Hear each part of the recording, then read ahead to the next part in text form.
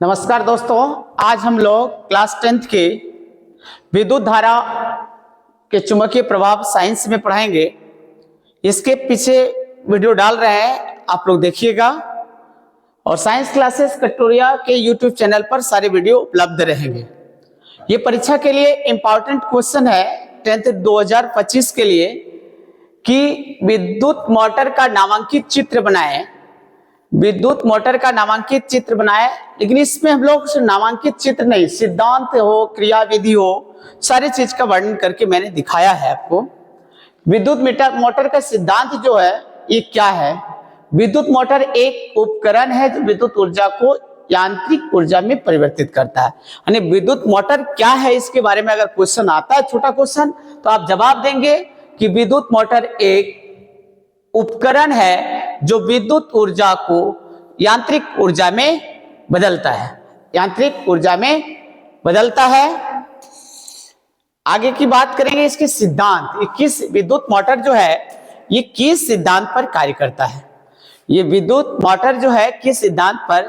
तो विद्युत मोटर आएगा तो चुंबकीय प्रभाव के सिद्धांत पर कार्य करता है, जो फ्लेमिंग के वाम हस्त नियम के अनुसार विद्युत ऊर्जा को यांत्रिक ऊर्जा में परिवर्तन करता है। ध्यान देंगे, अगर आपसे क्वेश्चन पूछा जाए विद्युत मोटर किस सिद्धांत पर कार्य करता है, तो आप जवाब देंगे विद्युत मोटर जो है क्या चुंबकीय प्रभाव के सिद्धांत पर कार्य करता है। विद्युत मोटर किस प्रभाव पर?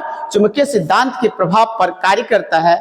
विद्युत मोटर चुंबकीय सिद्धांत के प्रभाव पर कार्य करता है। ध्यान देंगे, इसके नामांकित चित्र में एक एन है, एक एस है। तो एन जो है वह चुंबकीय द्विध्रुव होता है।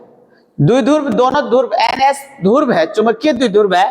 एन को नॉर्थ पोल और उसको साउथ पोल, दोनों चुंबक है। एक दो चुंबक को लगाया गया है, उसके बीच में एक एबीसीडी कुंडली है और ये विभक्त वलय है। जो विभक्त वलय, इसको एक हम पी का ए वो कहेंगे, हम वाई वलय, दो वलय को इसको सटा करके लगाया गया है। एक्स और वाई दो हम लोग का ब्रूस है जिसमें इसको पहनाया गया। ये विभक्त वलय है, इस पार्ट को हम लोग विभक्त वलय है कहते हैं। पहना करके इसको सेटअप किया गया और ये धुरी होता है, जैसे मोटर में धुरी होता है वो धुरी है। जैसे हम लोग बैटरी जोड़ते हैं और ये कुंजी स्विच ऑन करते हैं तो क्या होता है, धारा प्रवाहित होने लगती है। धारा प्रवाह के कारण से चुंबकीय कुंडली घूमने लगती है और चुंबकीय कुंडली घुमा तो सारे वर्ग कार्य करती है। ध्यान देंगे, इसके सिद्धांत कार्यविधि। जब चुंबकीय क्षेत्र के लंबवत रखी धारावाहिक कुंडली एबीसीडी में वामवर्त दिशा में विद्युत धारा अर्थात भुजा एबी में ए से बी की ओर तथा सीडी में सी से डी की ओर बहती है, तो फ्लेमिंग के वाम हस्त नियम, यहाँ वाम होगा सर, धाम नहीं होगा, यहाँ वाम होगा। ये वर्ड ये क्या होगा, यहाँ वाम हस्त नियम होगा। वाम हस्त नियम के अनुसार AB एवं CD पर विपरीत दिशा में बल लगेंगे, जो AB को अधोमुखी तथा CD को ऊपरी मुखी विस्थापित करेगा। और आधे घूर्णन के बाद AB और एवं CD में धारा परिवर्तन की हो जाएगी और इस कारण से क्या ये चक्कर काटने लगेगा धुरी, ठीक है, और लगातार घूमती है। यही कारण है कि जो लगातार घूमने लगेंगे। ये बातें हम जो कर रहे हैं इस पर बात कर रहे हैं। एबीसीडी, यही एबीसीडी कुंडली है, इसी कुंडली की बात है। अर्धमुखी मैंने आधा भुजा, एबी भुजा में जब धारा प्रवाह करेगा तो ये क्या, धारा जब प्रवाह करेगा तो उसको भी घुमाने के प्रयास करेगा, ऐसे ऐसे घूमने लगे। जब कुंडली घूमेगी तो ये जो मोटर धुरी है ये भी घूमने लगेगा और इसी को हम लोग कहते हैं विद्युत मोटर का सिद्धांत और कार्य करने की कार्यविधि यही होता है। सबसे पहले क्वेश्चन 3-4 पार्ट में इस पर आएगा कि विद्युत मोटर क्या है, इस पर जवाब देंगे। विद्युत मोटर एक उपकरण है जो विद्युत ऊर्जा को यांत्रिक ऊर्जा में बदलता है। विद्युत मोटर एक उपकरण है जो विद्युत ऊर्जा को यांत्रिक ऊर्जा में बदलता है। क्लियर हो गया। दूसरा क्वेश्चन आएगा, विद्युत मोटर के सिद्धांत को लिखिएगा। विद्युत मोटर क्या होता है, चुंबकीय प्रभाव के सिद्धांत पर कार्य करती है। चुंबकीय प्रभाव के सिद्धांत पर कार्य करती है और ये वाम हस्त के नियम के अनुसार इसकी कार्यविधि ये है। नेक्स्ट क्वेश्चन पर हम लोग जब बात करेंगे, ध्यान देंगे। नेक्स्ट क्वेश्चन ये भी बहुत इंपॉर्टेंट है, 5 नंबर में दोनों क्वेश्चन पूछे जाते हैं। ये दोनों क्वेश्चन 5 नंबर में आता है। जब भी ये क्वेश्चन आएगा तो बिहार बोर्ड में 5 नंबर में आएगा। 5 अंक का क्वेश्चन है। ये फिजिक्स की में आता है। विद्युत जनित्र का सिद्धांत। तो विद्युत जनित्र का सिद्धांत, विद्युत जनित्र में यांत्रिक ऊर्जा का उपयोग चुंबकीय क्षेत्र में रखे किसी चालक को घूर्णी गति प्रदान में किया जाता है, जिसके कारण विद्युत धारा उत्पन्न होती है कुंडली में। यहां देखना है NS वही 2 चुंबक है और ABCD ये कुंडली है। ये R1 R2 जो है रिंग्स है, वलय है, और इसको हम लोग B1 B2 जो दिखाया जा रहा है ये क्या है, ब्रशेस है। और यहां हम लोग क्या करते हैं, एक धारा मापने के लिए गैल्वेनोमीटर को लगा देते हैं। अगर ये कुंडली घूमेगी तो सुई विक्षेप करेगा और वो धारा माप देगा कितना एम्पियर का धारा प्रवाहित हो रही है। तो वही यहां लिखा गया है इसके सिद्धांत और कार्यविधि में कि विद्युत जनित्र में एक घूर्णी आयताकार कुंडली ABCD होता है, जिसके किसी अस्थायी चुंबक के 2 ध्रुवों के बीच रखा जाता है। जैसे N और S 2 ध्रुव में रखा गया बीच में, और R1 R2 2 वलय है, जो अर्धवृत्ताकार वलय, वहां देखिए लो R1 R2 2 वलय है।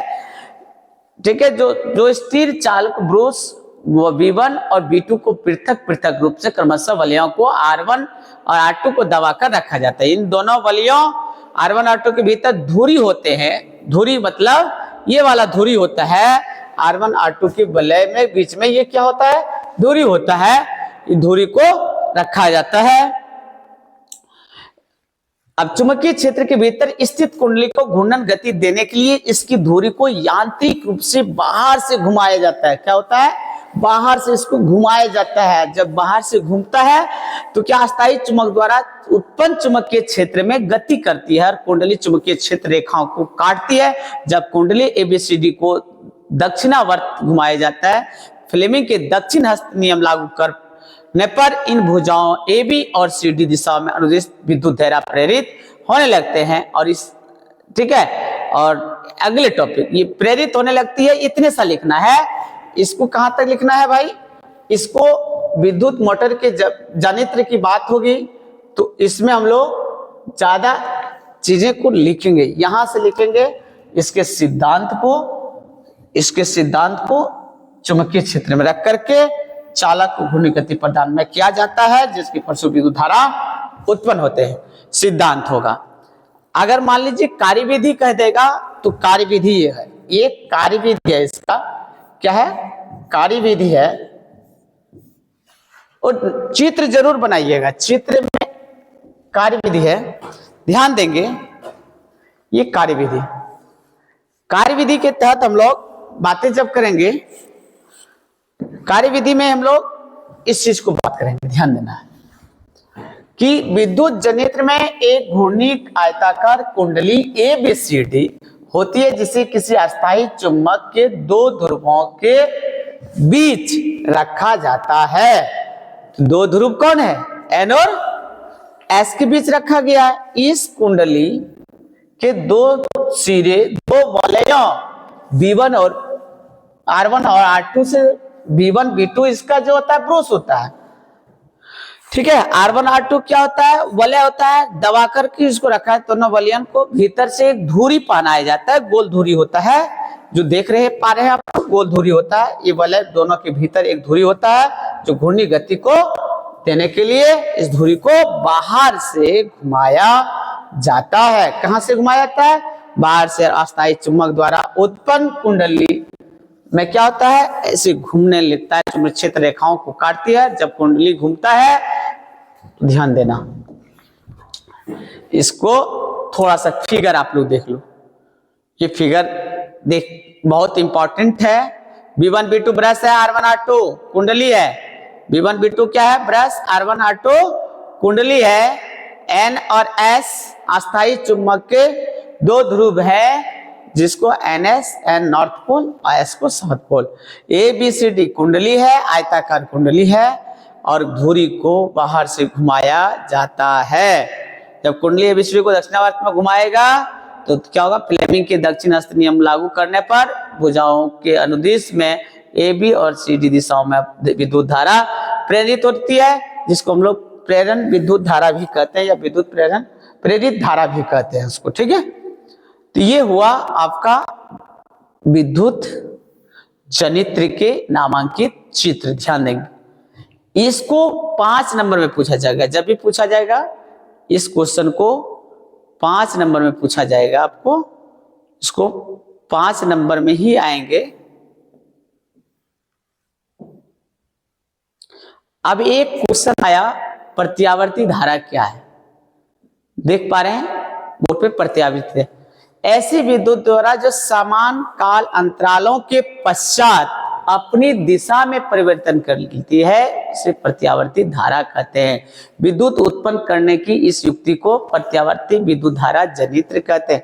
जब प्रत्यावर्ती धारा उत्पन्न करता जो, उसको क्या कहते हैं? प्रत्यावर्ती धारा जनित्र या जनरेटर भी कहते हैं उसको हम लोग।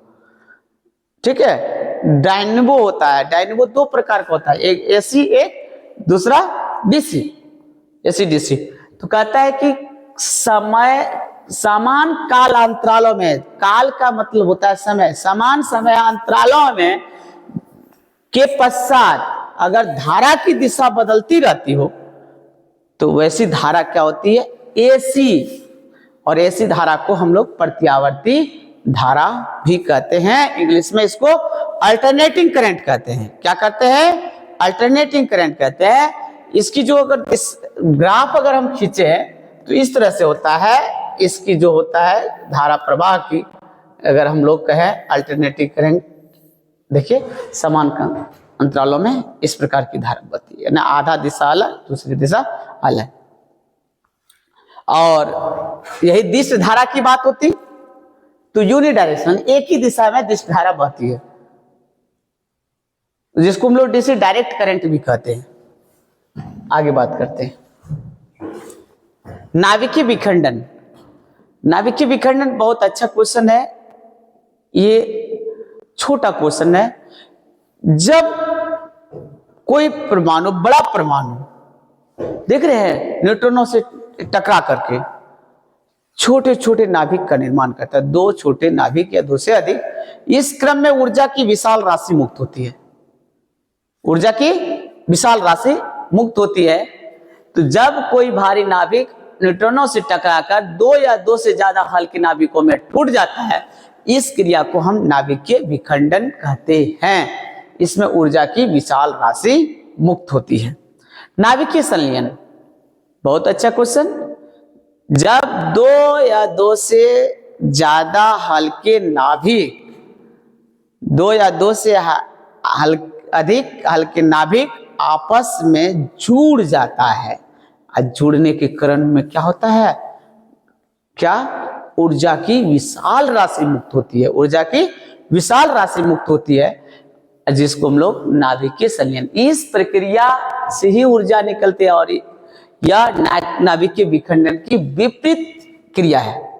नाभिकीय विखंडन में क्या होता है? 2 हल्के नाभिक में बढ़ जाता है, और इसमें 2 हल्के नाभिक क्या होता है? सट जाता है। दिमाग में रखो, उसमें टूटता है। बड़ा नाभिक टूटेगा, बिखरेगा, और इसमें क्या होगा? छोटा छोटा नाभिक जाकर के जुट करके एक बड़ा नाभिक का निर्माण करेगा। नाभिकीय संलयन में, नाभिकीय संलयन के फलस्वरूप ही सूर्य ऊर्जा देती है। सूर्य में जो ऊर्जा का क्रिया होती है, किसकी प्रक्रिया के माध्यम से? नाभिकीय संलयन की प्रक्रिया के माध्यम से। अब एक छोटा सा इंपॉर्टेंट क्वेश्चन है, विद्युत चुंबकीय प्रेरण। किसी चालक को किसी परिवर्ती चुंबकीय क्षेत्र में रखने पर उस चालक के सिरों के बीच विद्युत वाहक बल उत्पन्न होने की घटना को विद्युत चुंबकीय प्रेरण कहते हैं। परिवर्ती चुंबकीय क्षेत्र मतलब वैसा चुंबकीय क्षेत्र जो हमेशा उसका बदलते रहता हो। परिवर्ती का मतलब क्या? बदलने वाला चुंबकीय क्षेत्र में हम किसी चालक को रख देते हैं तो क्या होता है? चालक के सिरों यानी ये चालक है, सपोज ये सिरा और ये सिरा के बीच में विद्युत वाहक बल उत्पन्न हो जाता है। दो सिरा है, दोनों के बीच में क्या होगा, विद्युत वाहक बल उत्पन्न हो जाएगा और इससे उत्पन्न होने की घटना को ही विद्युत चुंबकीय प्रेरण कहते हैं। ये भी बड़ी अच्छी क्वेश्चन है, परीक्षा में कई बार बिहार बोर्ड में आ चुके हैं। क्या परिनालिका का नामांकित चित्र बनाए या स्वच्छ नामांकित, स्वच्छ का मतलब समझते हैं, साफ सुथरा, साफ सुथरा चित्र बनाना है भाई। ये जो है ना, ये आया देखते हो नॉर्थ पोल और एक साउथ पोल, यहां से नॉर्थ से निकला साउथ में गया, नॉर्थ से निकला साउथ में, फिर नॉर्थ से निकला साउथ में, नॉर्थ से निकला साउथ में, यही प्रक्रिया होती है। और ये क्या होता है, देखो नॉर्थ से डायरेक्ट साउथ वाला ये प्रक्रिया, देखिए इसमें क्या है, ये बता रहा है इधर से आया इधर गया, फिर क्या हुआ साउथ से फिर इधर आएगा, फिर ऐसे प्रक्रिया दिखाते जाता है। ये बी लिखने का मतलब यहाँ बैटरी लगाया गया, एक धन ध्रुव है, ये ऋण ध्रुव है। ये एक्स क्या है, ये स्विच का प्लग का काम कर रहा है। परिनालिका तार की कुंडली होती है, तार है ना, एक समझो नरम लोहे का रॉड होता है, उसके ऊपर हम तांबे की तार को लपेट के एक कुंडली तैयार करते हैं, पूरा लपेटे जाते हैं, ऐसे ऐसे करके पूरा लपेटते, लपेटने के बाद कुंडली तैयार करते हैं और उसको चुंबकीय क्षेत्र रेखाएं, ये वाला है चुंबकीय क्षेत्र में उसको रख देते हैं। तो क्या चुंबकीय क्षेत्र में किसी चीज को रखेंगे, चुंबकीय क्षेत्र रेखाएं उत्पन्न होती है और चुंबकीय क्षेत्र रेखाएं एक दूसरे को कभी नहीं काट सकती है, काटेगा तो अस्तित्व समाप्त हो जाएगा। तो ये आपका आया, आप कहते हैं फ्लेमिंग के वाम हस्त नियम। भैया बाएं हाथ के 3 अंगुलियों को फैलाना है, कैसे, बाएं हाथ के 3 अंगुलियों को फैलाना और 2 को करना है दाब देना है।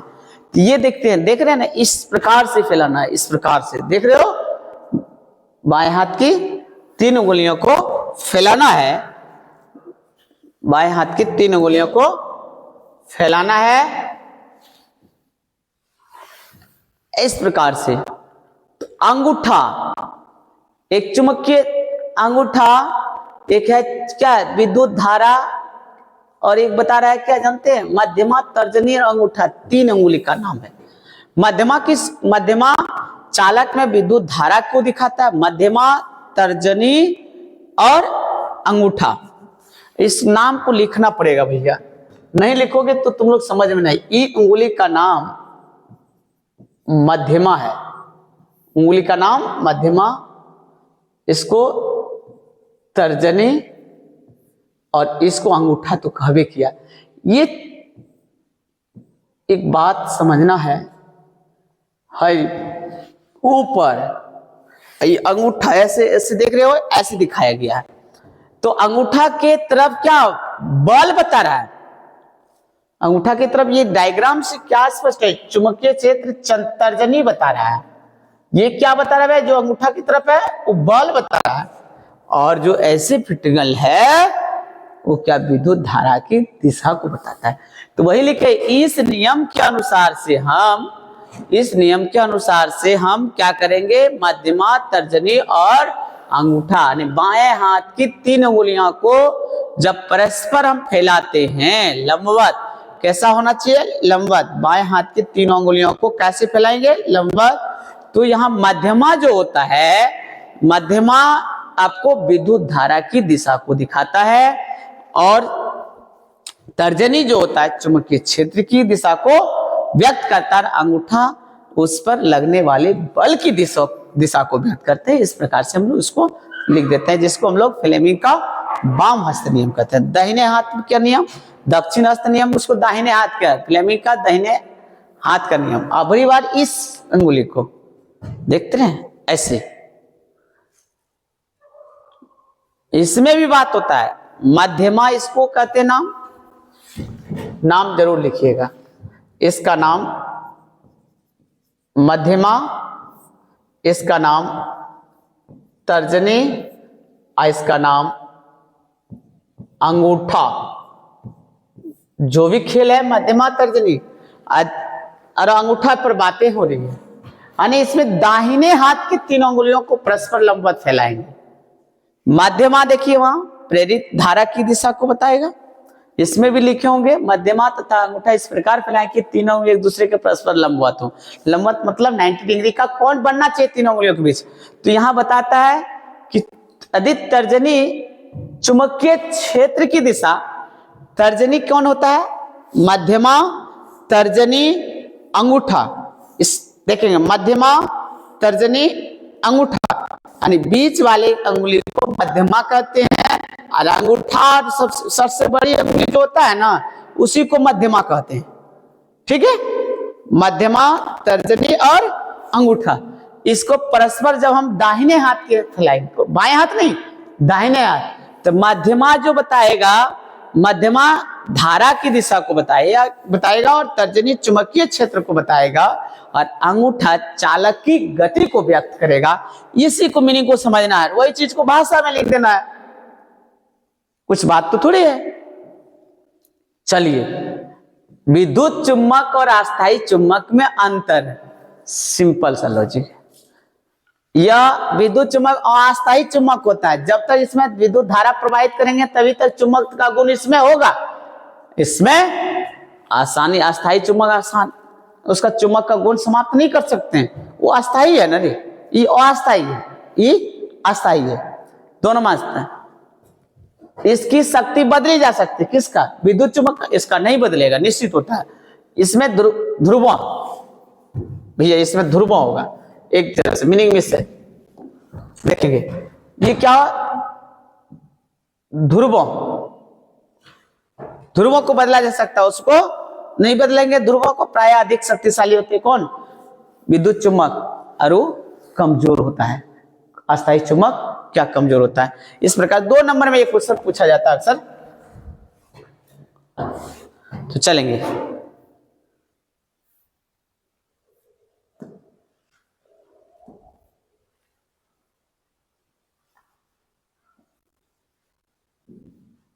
अच्छा, विद्युत चुम्बक, जिस उपकरण में चुंबकीय पदार्थ के कोर के चारों ओर तार की कुंडली लपटी रहती है और उसमें धारा प्रवाहित है। ये मान लो हम एक नरम लोहे का करोट लिए, इसके ऊपर कोई तार का हम लपेटन कर देते, तार जब लपेटे एक कुंडली तैयार होती और कुंडली में हम क्या करते, धारा प्रवाहित कर देते, तो वही विद्युत चुम्बक बनता।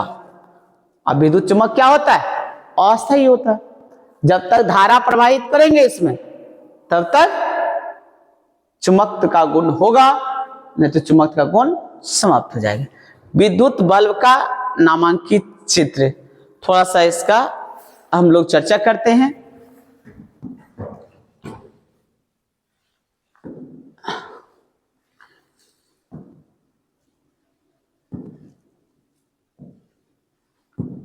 देखो, ये फिलामेंट होता है, नीचे जो देख रहे हो ना, ये फिलामेंट है।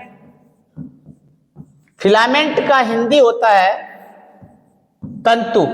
फिलामेंट का हिंदी क्या होता है, तंतु।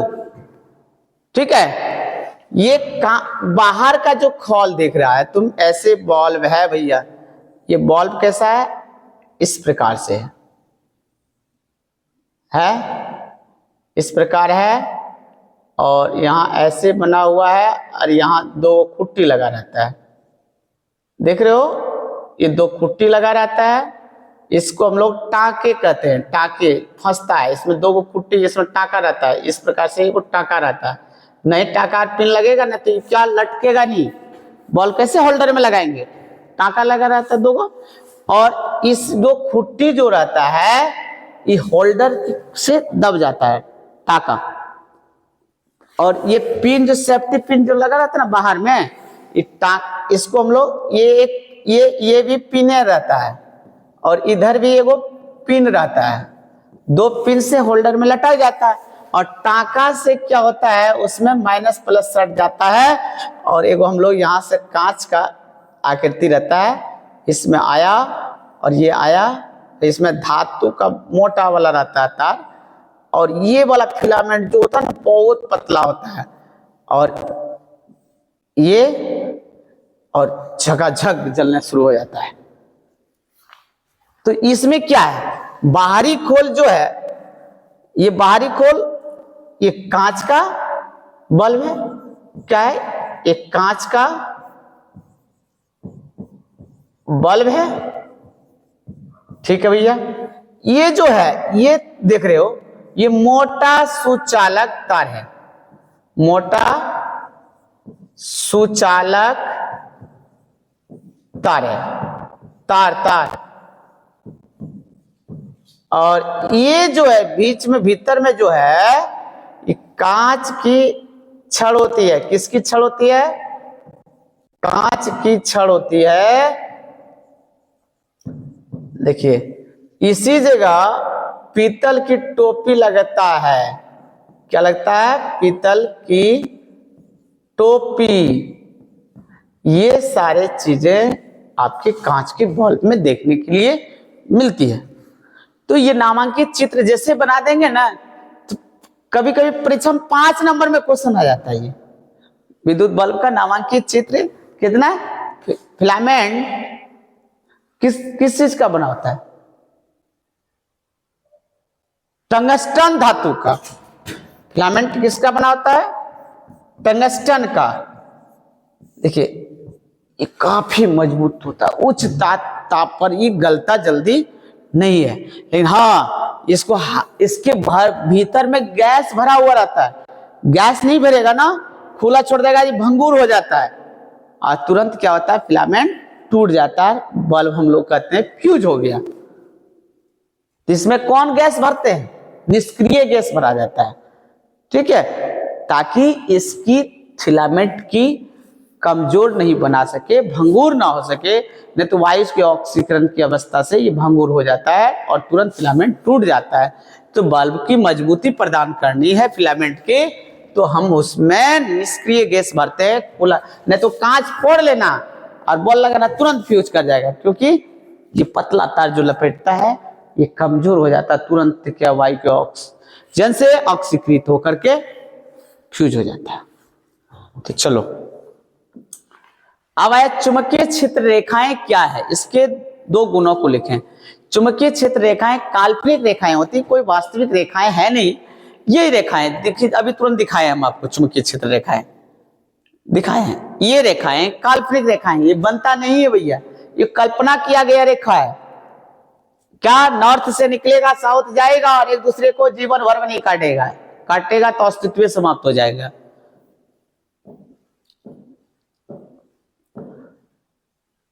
चुंबकीय क्षेत्र रेखाएं काल्पनिक रेखाएं होती है जो चुंबक के चारों ओर चलती हैं। क्षेत्र की रेखा का घनत्व उसके परिमाण को दर्शाता है। चुंबकीय क्षेत्र के दक्षिणी, सर यहां लिख देंगे दक्षिणी, ये लगा हुआ है द वर्ड जो है यहां आ गया है, इस द वर्ड को इस जगह हमको लाके देना है, तो दक्षिणी होगा। क्या होगा? दक्षिणी होगा। दक्षिणी और उत्तरी ध्रुवों का अधिक मजबूत होता है, ध्रुवों से दूर जाने पर ये कमजोर, का वहां लग गया, ठीक है, कमजोर। क्या होगा? ये कमजोर होगा, कमजोर ऐसे वर्ड लिखाएगा। चलिए, चुंबकीय क्षेत्र रेखा दूसरे को नहीं काटती है, ये ऑब्जेक्टिव आता है। ये ऑब्जेक्टिव चुंबकीय क्षेत्र रेखाएं एक दूसरे को नहीं काटती है, ऑब्जेक्टिव होगा। वे हमेशा बंद लूप बनाती है। इसके अलावा वे उत्तरी ध्रुव से निकलती है और अर्थात शुरू होती है और दक्षिणी ध्रुव पर वो समाप्त होती है, जो चीज हम लोग क्या किसमें कुंडली में दिखाए हैं। अब आता है विद्युत मोटर में विभक्त वलय क्यों लगाया जाता है? विभक्त वलय लगाने का मकसद है कि परिपथ में विद्युत धारा के प्रवाह एक साथ होता, विद्युत धारा के प्रवाह, इसको ह को हम लोग यहां से हटा देते हैं, प्रवाह की दिशा को बदलना होता है। एक ही है कि इसमें विभक्त वलय लगा करके विद्युत धारा की दिशा को चेंज कर देता है और कोई काम इसका नहीं है। धारा की दिशा को चेंज करता है, जिसके हम लोग कहते हैं इसे क्या, कम्यूटेटर भी कहते हैं। विभक्त वलय लगाने से कुंडली में लगने वाला घूर्णी बल बढ़ता है, कुंडली क्या होता है, घूमना शुरू हो जाता है। चलिए, दिश धारा उत्पन्न करने वाले यंत्र डायनेमो और क्या, सेल निप्पो वाला 1.5 वोल्ट जिसमें रहता है, निप्पो में सेल में क्या 1.5 वोल्ट रहता है। निप्पो पेंसिल बैटरी जो घड़ी में लगाते होंगे आप लोग, ये एक बार डिस्चार्ज करने के बाद क्या होता है, पुनः डिस्चार्ज होने के बाद पुनः चार्ज नहीं होता, इसको यूजलेस बन जाता है। अब प्रत्यावर्ती धारा उत्पन्न करने वाले ऐसे जिस जनरेटर या जनित्र को, जल विद्युत धारा, इन्वर्टर को, ये सारे यंत्र हैं। ऑब्जेक्टिव पूछे जाते हैं कि दिष्ट धारा यानी डीसी उत्पन्न करने वाले, डायरेक्ट करंट उत्पन्न करने वाले यंत्र का नाम डायनमो और सेल। डायनमो से दोनों होता है, दिष्ट और प्रत्यावर्ती। हम 2 तरह के डायनमो को कहते हैं, दिष्ट धारा जनित्र को डायनमो का भी कहा जाता है, उसको दिष्ट धारा डायनमो भी कहा जाता है, और प्रत्यावर्ती धारा जनित्र को प्रत्यावर्ती धारा उत्पन्न करने वाले डायनमो कहा जाता है। तो डायनमो का 2 प्रकार, एक दिष्ट धारा उत्पन्न करने वाला डायनमो, एक प्रत्यावर्ती धारा करने वाला डायनमो। तो ये बातें सारी चीज समझ में आ गया होगा। इससे बहुत इंपॉर्टेंट 2 क्वेश्चन है, एक विद्युत मोटर के सिद्धांत और कार्यविधि, और एक है डायनमो जिसको विद्युत जनित्र भी कहते हैं। 2 कुंडली का नामांकित चित्र 2 नंबरिया क्वेश्चन, विद्युत बल्ब का नामांकित चित्र 2 नंबरिया क्वेश्चन, अस्थायी चुंबक और चुंबक में अंतर जो बातें किए वो दोनों में अंतर हुआ विद्युत चुंबक के बारे में। ये सारे क्वेश्चन को अच्छा से कर लेना। अगर विद्युत मोटर और डायनमो पूछता है तो वो 5 अंक का रहेगा, 5 अंक से नीचे नहीं होगा। धन्यवाद। इस वीडियो को आप लोग लाइक भी करना है यूट्यूब चैनल पर साइंस क्लासेस कटोरिया पर, शेयर भी करना है ताकि हम खुद मोटिवेट हो सके और वीडियो आगे आपकी परीक्षा के लिए बना सकते हैं।